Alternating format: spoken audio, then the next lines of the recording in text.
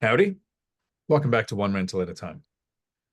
The timeline of buying a rental property, more of a instruction manual, a how-to video on what is it actually like in chronological order to buy a rental. I did a video like this about 2 or 3 years ago on my channel.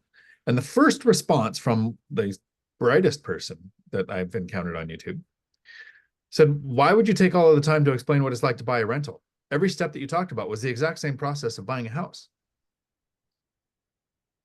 Ta-da. Exactly. You're buying a house. It's just going to be a rental. So let's go through the chronology on this. And there's a few things that we do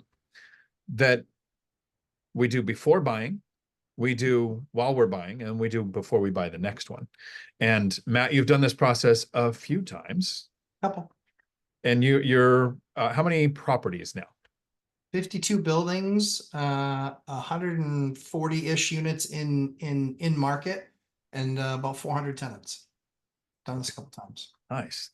How many appliances did you have last count? 600. 600. We broke the 600 mark. So you've done the process of acquiring properties a few times, and you've seen some changes over the years. There's been times when it's a buyer's market, a seller's market, and things might happen sooner or later, or be not done at all.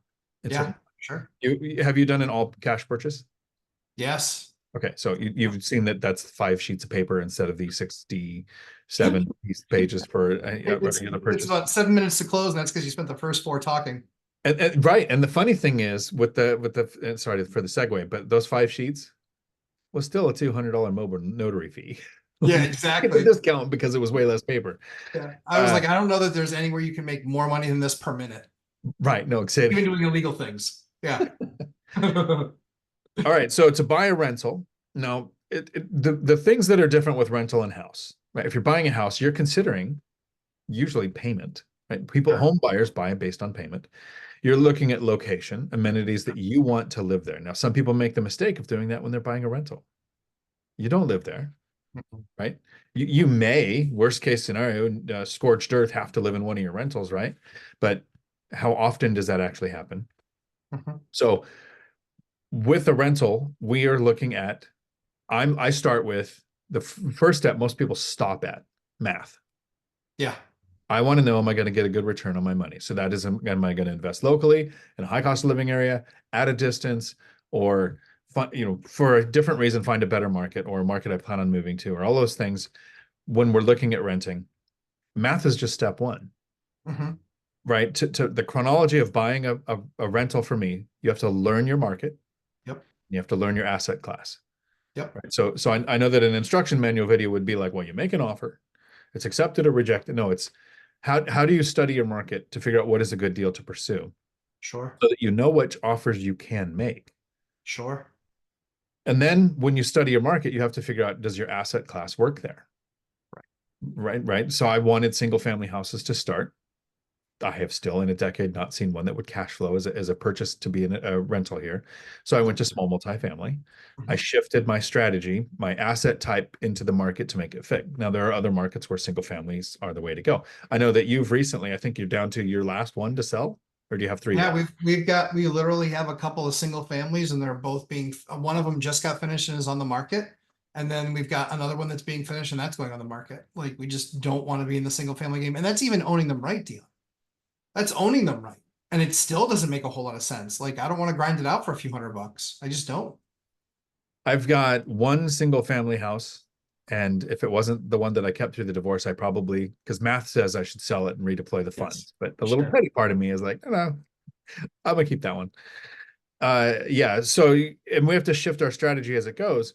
When it comes time to make an offer on the chronology of buying a rental, it means you're ready, right? Yes. So you save the down payment, closing costs, money for immediate repairs, and you have the reserves lenders are going to require. You've studied your market. You know how to recognize a good or great deal, right? When you've reached financial freedom and you don't have to buy, we talk about buying only great deals. And I know we're on the One Rental at a Time channel, and Mike talks about get the great deals. I think in the beginning, it's okay to look at base hits. You're going to get the RBIs by having people on base. That's not going to happen unless you get those base hits, which means don't buy an alligator. Don't buy something that breaks even. Don't buy something where you have to factor in principal pay down, appreciation, and tax benefits to make it sound like you're making money. I mean, you want to go for at least base hits, which is positive cash flow and a good return on your money, which good is subjective to your investing strategy and the market that you're in. And there's some markets where a 4% return is a great return because most get negative or 1 or 2%. If you're in a higher market, you try to beat average. So now you can recognize those. You're not going through anything major in your life, right? No, you didn't just have a baby yesterday. You didn't, although when you've been investing for 23 years and you have a baby, you probably closed on a property that month too. I did. Wouldn't surprise me. Yes. You don't have a death in the family, a divorce, or just, I mean, maybe got married this week. Those big things that take your focus away from Sure. the actual logical steps it takes to determine if this is a deal worth pursuing. Now you go to make your offer. Okay, so this is the chronology, but how do you get to the offer point? Right. But so chronologically, to get to the offer, you have to be finding the deals. Sure. So what are some of the ways that you find your deals? I mean, these are all kind of elite strategies, but we'll share them because, you know, there is the way there is the way of Dion, and then there is the way of me. And we're just different in that regard. So thankfully, because I couldn't teach what you do. But for us, you know, we always keep track of our last 5 deals, and they are off market, wholesale.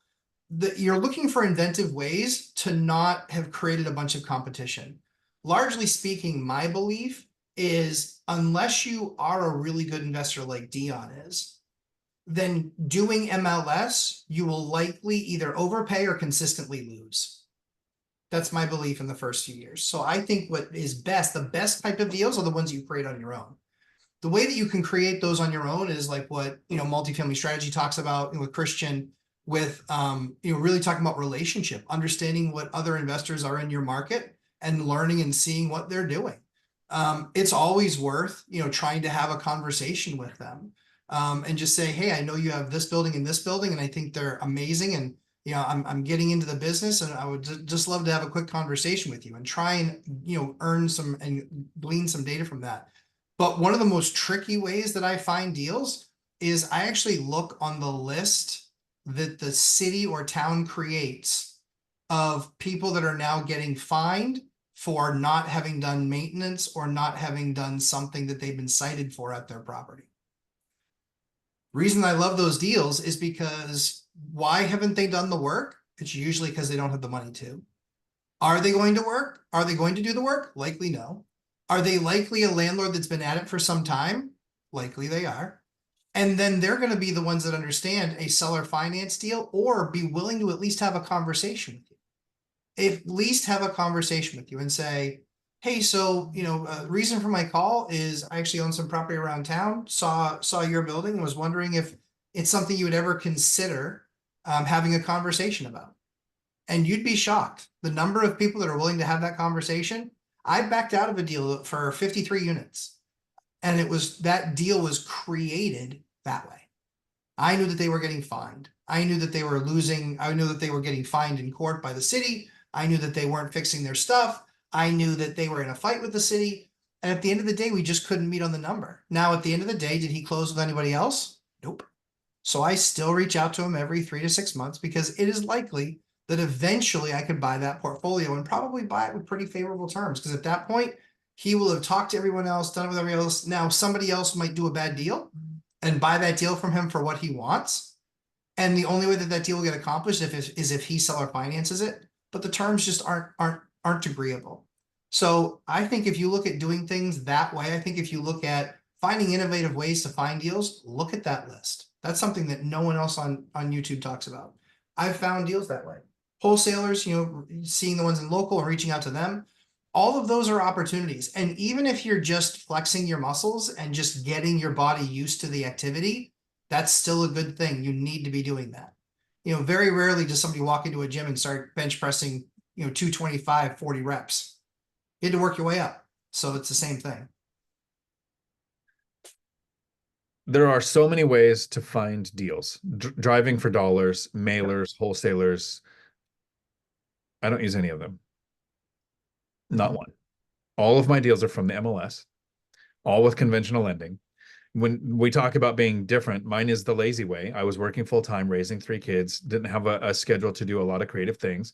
So all my deals came from the MLS. So it was learning the skill on how to recognize what other people are missing in the MLS. And usually it was bad photographs telling me it was a lazy agent. So they weren't listing everything that was there. In the beginning, it was, I wanted to make offers fast. So I used speed. I wanted an offer in within an hour or two of that thing hitting the MLS. Now I've shifted to watching days on market, and as things are on the market longer, I'm making lower offers. So how do you find it? For me, it was MLS and agent searches. Super kindergarten simple. I was buying one property every couple of years, so I wasn't looking for massive deal flow.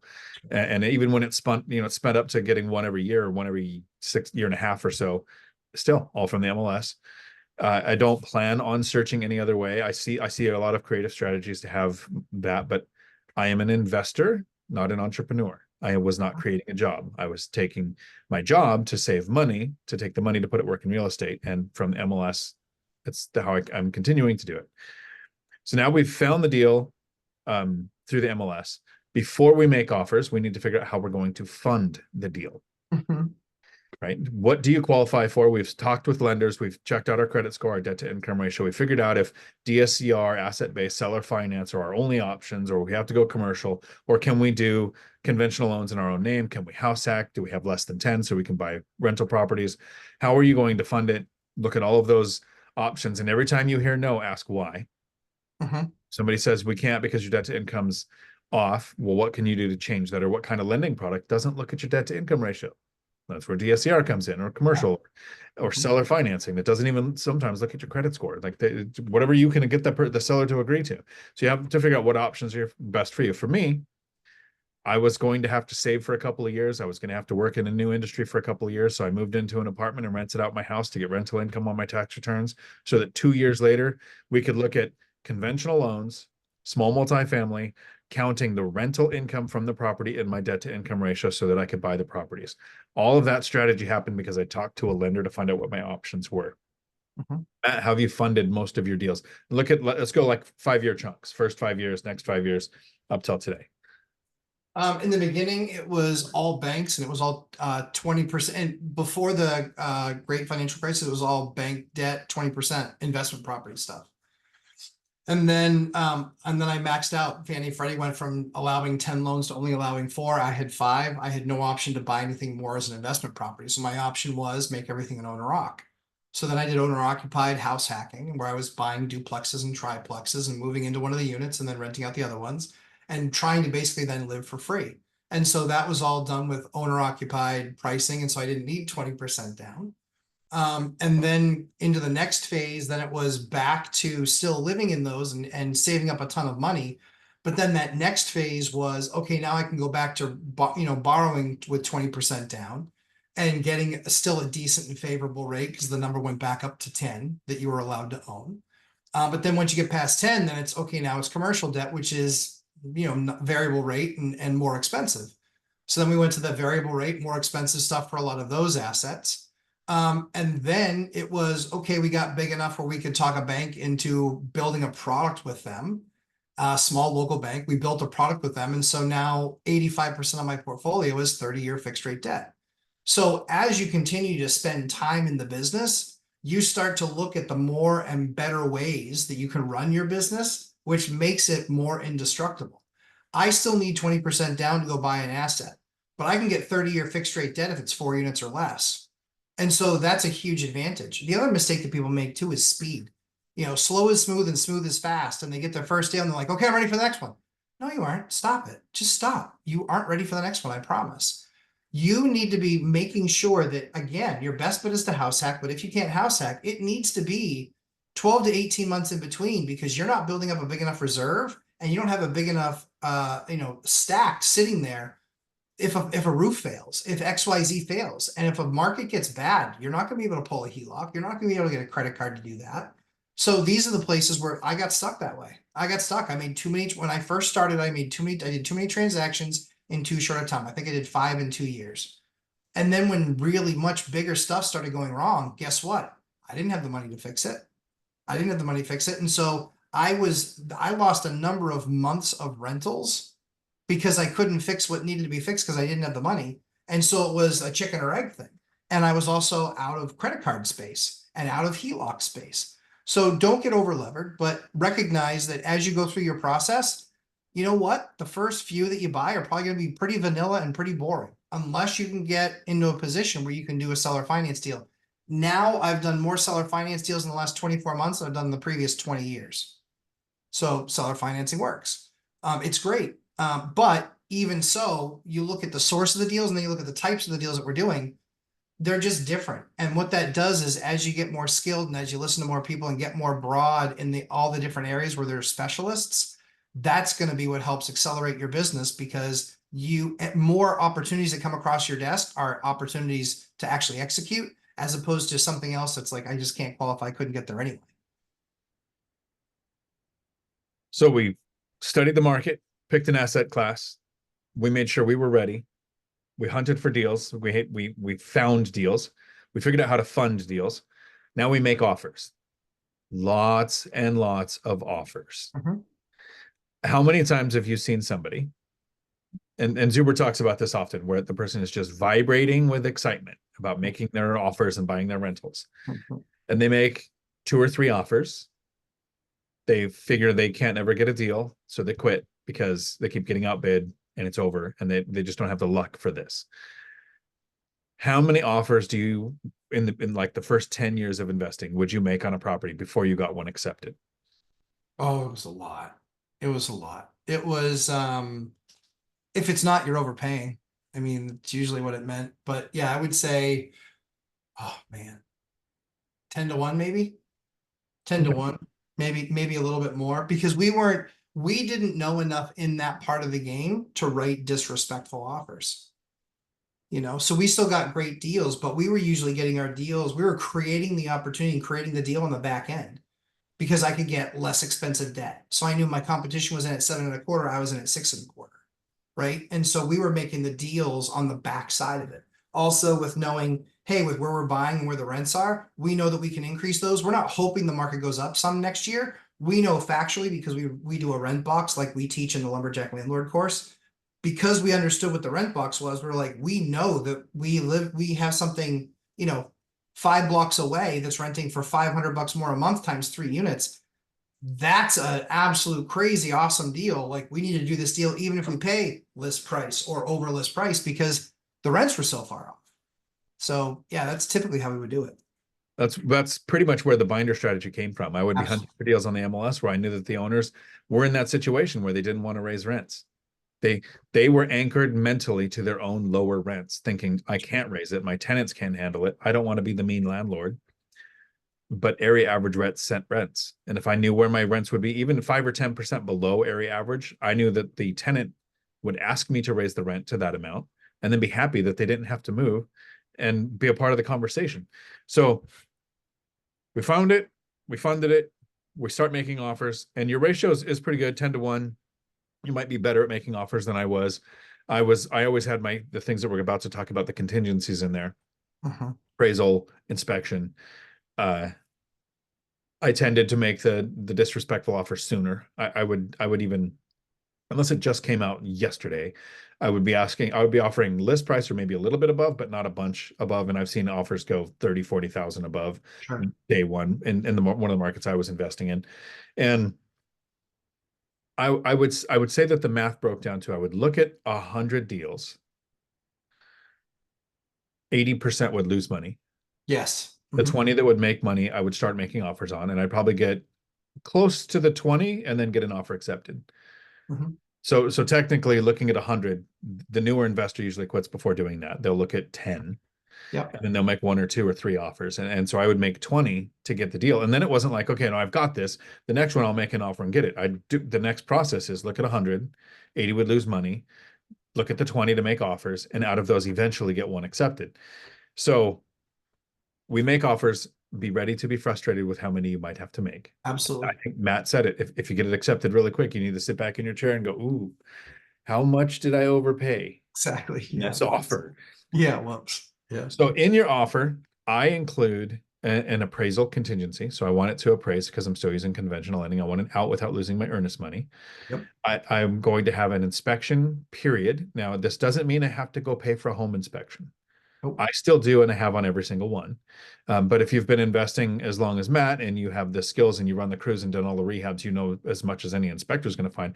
You might get lazy and you want someone else to crawl in the places and poke the attic and all that kind of stuff and still hire one. But I want the contingency because that gives me those 5 to 10 days, depending on how long you set it in your offer, to physically go to the property because I've never been to a property before making an offer. Mhm. It's a declarative statement. Never been to a property without Crazy. making an offer as It an bothers investor. me so much on so Right. many levels. I don't know how people can do that, can go to a property and then make an offer. I just don't. I'm looking at 100. You want me to go to 100 properties? I was working full time raising 3 kids. No, I only want you to go to the 10 think you think might make money. The other No, I 90 make the go 20 back. because I make 20 offers. I get one accept. Like, finally, one, I've got to go actually spend some time doing this. So then I go and only I've pulled out of 2 deals ever. One was after going and looking, and the other one was I got this one and I didn't need the other. So Yeah. wanted to buy Yep. one and I wasn't in growth phase anymore. The inspection contingency is then I can go and look at the property and go, yep, because of this thing, I'm backing out. Yep. I still schedule an inspection. So that chronology is as soon as you have your offer accepted, I'll usually work with my lender and say, okay, we need to schedule the appraisal, right? And you don't get to pick the appraiser in most states. The lender doesn't get to pick the appraiser in most states. They go to an agency and they say, we're scheduling an appraisal so that there's no conflict of interest. They send out one of the people who are going to try to ruin your life. Because how Mhm. many times in your life do you think you sit there and go, I hope this thing is expensive enough for me to buy? Because that's what an appraisal is. It's an 100% appraiser it. going out and saying, the thing you're trying to buy has the value high enough for the lender to risk their money. So you're hoping that they say it's Yeah, expensive. That would be of nice if it course. comes in 5 or 10,000 low, so you have some negotiation power, but you don't want 50,000 low. So now Mm-mm. you can't get lending. And Right. and Seller's likely not going to sell. so it's likely not going to sell. Now, Right. are the odds are that appraiser could be fought. Now, sometimes you have to change lenders to get a new appraisal, Yes. and you could just have the one person in your area that isn't tracking the market. But sometimes they might actually point out you were going to overpay, Yeah. and the lower appraised price is better. And I think that has saved me that one time that I backed out too. So we call to schedule those because they don't just come out tomorrow. Mm-mm. No. Right? There have been years where you can get them out in 3 or 4 days. And Mhm. then in the last couple of years, 2020, 2021, before rates went up, appraisals were $600 or $700. They jumped to $1,300, and a 3 to 5 day wait became a 15, if you were lucky, 15-day wait You're to get lucky. out there. Yeah. You're lucky Yeah. 2 weeks. Yeah. So you have to know the market that you're in, and right now with the death in transactions, right? We've had this crash in real estate transactions. We normally have 6 million, and we're tracking to not even hit 4. So we've lost a third of the transactions. It might be a little easier to get your appraiser out there, but you want to have, and you do get to pick and pay this person. If you're like me and you still have an inspector go out, and I think, if you've done 5 or 10 rehabs like Matt, I don't know that you need one. But be honest with yourself. Have you? And Right. do you know all of the things to check for? And would you recognize things that an inspector is going to point out that aren't to code, that are safety hazards? All of the Mhm. things. Do you have the time to go do it? So I usually have, I want to say 2 or 3, but it's a minimum of 2 home inspection companies that I deal with and have emailed several times and used on different jobs because they're not always going to be available in your inspection window. So you don't want to just have one that you rely on unless you're in a really small market and they've got a big crew. But have 2 or 3 that you can call to get scheduled to go out there. The first few, I recommend going to the home inspection, being there. I don't know, Matt. So I know that you haven't recently used them. Was there a time where you used home inspectors, or did you just Yeah, always we did like use them, yourself? but now we kind of talk about, one of the things that we're going to do a video on is how to get a free inspection. Because there is a way to get a free inspection. But yeah, I mean, a lot of times, when we were first in it, I didn't know a bunch about construction. I didn't know how to check a sill. I didn't know how to, check a panel. I didn't know how to check a chimney. I didn't know how to check that sort of stuff, a heating system. I didn't know how to check that stuff. Now I do. But that's where what you want to do is ideally you want to not get somebody that has been doing it, even inspections. I've been doing inspections for 5 years or 7 years. I don't care. Do you have a background in construction? Do you have a background in any of these other things? Because most of what they tell you is kind of useless, and there are very few successful lawsuits of people suing their inspectors.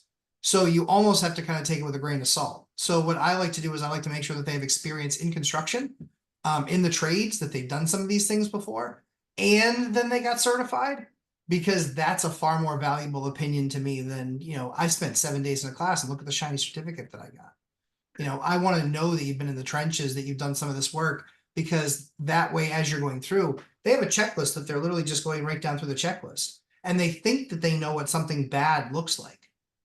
But a lot of times they don't. I literally had an inspector that was so bad, he went through the entire report and he said, replace on literally every item. Replace. The bank literally said, we don't understand. He's basically telling you to rebuild the house. We had to fire that inspector. We had to pay for another inspection. I said, he just doesn't know what he's talking about. It looks like he'd only looked at new construction before. And so the next guy comes in, he goes, there were like 3 or 4 things like, yes, replace. And then there were some other things that, need work. But there was nothing, he didn't like do that on every line item and just be a lazy loser. Because he was trying to get his certificate points after 7 days or 2 weeks or 4 weeks. So that's one of the things I'd watch out for. But yeah, definitely an inspector. My one caution, made a video earlier, I don't know when Zuber's going to play these chronologically, about your lender and your agent not being a mentor. One of the cautions with your agent is, as a new investor, you're going to rely on your agent for things that you shouldn't, like finding a home inspector. I would not hire a home inspector that my agent provided, because is that home inspector going to worry about your business or your agent's repeat business? Yes. So if there's just enough in the subjective realm of this property that might make it to where you don't want to buy it, will that home inspector put all of that down because it could ruin their relationship with your agent? Or will they fuzzy that area subconsciously to not ruin their relationship with your agent, to make it so that you'll follow through with the deal? Find your own home inspector. Have them make sure they have your interests, not your agent's interests at heart. And I'm not saying there's anybody unethical out there. I'm saying we're humans. Part of this could be subconscious. And so it's not that hard to go find your own. It's true. The other thing, I mean, yeah, Google it and then read the reviews. That's one of the best things to do. And if they have any reviews that say, bought this house, wished I hadn't, know, the term I've always heard, I mean, you can fix anything with money. Yeah, but it's not your money. Sounds good. I will let you spend the first 50 on the building. Right. Sounds good. I agree. I accept. Thank you for the offer. But yeah, you can fix, of course you can fix anything with money, but I don't want to. I don't want to fix it. Now, for several years, helping people get into real estate, here's the biggest mistake I've seen in the chronology of buying a rental that comes up not very often, but when it does, it's like, ooh, how did you not know that? I've seen investors go under contract, schedule an appraisal, schedule an inspection, and then go by with a landlord introduction letter before closing. This is not what you want to do. You don't want to do a landlord introduction letter before closing. It's okay to be there for the inspection, meet the tenants, and say, yes, I'm the person trying to buy the property, but you are not the landlord. You are not the owner. And a landlord introduction letter is going to include things like how you collect rents. When, things that the seller might not want the tenants to know until it's closed.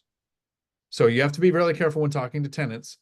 I wouldn't do the landlord introduction letter until after closing. So you now go to the inspection. The appraisal can come in before or after. So you need to look at these now. This is kind of concurrent as far as chronology goes. When the appraisal comes in, you have to look at your lender. Now, your lender doesn't go, if you're buying a place for 500,000 and it appraises for 600,000, lender doesn't call the seller and say, it appraised for 600,000 and my buyer can pay 600,000. It just says lending was approved. So you don't want to give the seller too much data for them to go, oh, well, I should charge more. You can pay more. It appraised for more. There's a gap here. When you do with your offer and you submit what is it called when you're pre-approved for lending? It's like pre-approval letter. Pre-approval letter. There's another term for it too. It doesn't say that if you're buying it for 500,000 and you're qualified for 600,000, it doesn't say this person can spend 600,000. Your a pre-approval letter is for the amount of your offer. Your lender will make you one within less than Mhm. an hour. This is part of their job, a pre-approval letter, or there's, I forget what the other term is because I know it's not pre-approval because it's not your pre-approved. It's, can't remember the other term, but it just means you're up to that amount is fine. That doesn't mean that they'll lend on that because it still then has to go through appraisal. So Pre-qualified? pre-qualified. Right. One of those is too strong. I remember I've used the wrong word before, and someone attacked me in the comments. So feel free, attack me again. Uh, your offer included that. Now you're under contract. You have the inspection. So now the tenants know because they get notification, hey, an appraiser's coming by. Hey, we're going to schedule the home inspector. And it's sometimes kind of a fight to get them in there. I purchased a place that had a hoarder in place, and she was like, oh, you can look, but no pictures. Well, there's a home inspection with no pictures. Sure. That turned out to be a really good purchase, though. Sometimes you unearth the pearl when you can't find it underneath the heap of trash. I did. It was, they had put plastic, like a Dexter murder room, and all of their stuff protected the mint condition hardwood floors under there. It was like, really? Didn't even know those were there. Great. Well done. So, well done, yes. And this was one where the seller made a mistake during under contract. Pay attention when you're talking to the seller if they show up and talk, because sometimes I'll be there doing things too. He explained to me how he was in a 1031 exchange and that the first deal had fallen through and he was Mm. coming close to his timeline on when he has to close on Oh. properties. Show how strong was my negotiating position, knowing that going forward. Because then after we've got that, you've got your inspection report back. So the inspector goes and does it. If you're on site, they'll give you a debrief afterwards, which means nothing because you won't retain any of it. But the next day, you'll get a 70 to 100-page report. And if you have a really bad one like Matt, make sure you read the reviews. If it's just replace, unless everything needs replaced, you should have the most important safety items first and in red that need to be addressed. Mhm. And then everything after that, some points will be in red after that to get your attention. But look at those first couple of pages. These are safety items that have to be addressed. Those are your negotiation points when it comes to price. Because if the inspection comes back and there's nearly not much to do, people try to negotiate everything, Of but course. also look at the market you're in. Mhm. If you're in a seller's market where they were inundated with offers and they got several good offers and they just chose yours because of some random thing. I've had one choose because it was some number was exact. A bunch of people had put, we were putting 5% down, and my agent put 5% down, which is exactly this dollar amount. And they said that the offers were the same, except this one had the dollar amount. That was the only difference. So they had to pick mine. It could be something silly. So they accept yours. I had a point and it went away. It happens to the best of us. It does, yes. And But that's why I but present the detail, my the detail that you're talking about in the offer is important. You know, making sure that yours is as well communicated and as well followed or as well represented as you possibly could have it. That devil's in the details. A lot of people, hey Dion, how many people do we know that can figure out 5% in their head? a few investors, but Very few very people, few, though. yes. Very few people, based on our experience. So having it called out like that is very helpful. It's like, okay, these people are committing $10,000, 15,000, whatever the number is. But this is the number they're committing, not just 5%. That's a big difference. That really helps communicate it best to others. You know? Yeah, that's one of my favorite questions is trying to get a percentage out of people when this is a percentage business. People talk cap rates, yield, cash on cash return, all of these things. And then you ask a simple question. What is 5% or 3% of this? And that goes away. Take a remedial online 10-minute math course and study what it takes to get a percentage. So now we negotiate. If there's things to negotiate, you can try to negotiate a better price. But in a seller's market, they're going to get too many offers. In a buyer's market, you have more negotiation power. But you should have only made an offer at a price you were willing to go with anyway, at an offer that made sense to you. If you can negotiate, great. You can use hidden information of a 1031 to your advantage. You can use things from the inspection report to your advantage. You can use anything that you found after you had the offer accepted and now you got inside the building and there were things you didn't know. All the knob and tube needs replaced. The plumbing needs replaced. The water heaters are outdated. Anything you can look at and go, okay, this is kind of an expense. Ask for twice as much, never split the difference, right? If you think it's going to cost you 5,000, say, I expect it to cost 10, so I would like 10,000 off. They'll offer 5. They'll meet you in the middle usually. Learn your negotiation tactics because that's when it happens during your inspection period, but towards the end after you have as much information as you can use. Now, once you've agreed, you get told what to bring to closing. Yes. So the title company, we recognize, I recommend using title every time, even on a seller financed, whatever, I want title. 100%. Okay. Absolutely. So you get told what to bring to closing. The seller gets told what to bring to closing or what they're going to get at closing. The title company is in charge of what day of the month are you closing on, who gets the rents up till that day, who gets the rents after. Title will take that out of the amount that's being paid to the seller off of what you bring to closing. So sometimes you might get a check saying, hey, here's the rents for the prorated portion of the month. But sometimes you're going to have your title company go, instead of 80,000, you need to bring $78,400 because you have a rent credit of whatever. They'll balance all that out. They'll figure out the interest to the day that you're closing on for the month. All of that is handled by title. Now this is where the scams happen. This is where there are some really good phishing companies out there that somehow get your data and they know that you're buying a property. So you're going to get some emails with the letterhead of your title company in the email saying, here's the accounts. And people have been, Millennial Mike had a person that just $35,000 or something was sent to the wrong account. And luckily that account had been closed because the scammers had been caught. But basically your life savings can go because you wire your money without taking the few minutes to call your actual title company and saying, read to me the numbers of the accounts that I see in my email that I'm going to be sending this money to. That's how you can do it. What I've done every time so far, because I'm old, you could tell, because I use the Just for Men. I'm as old as you get. I've not wired yet. Oh, you bring the check? I go get a Bank cash check? check from your bank. If you have enough money in the bank, it's usually free. And if that isn't, go to a bank where it is and use them and tell your other bank to F off.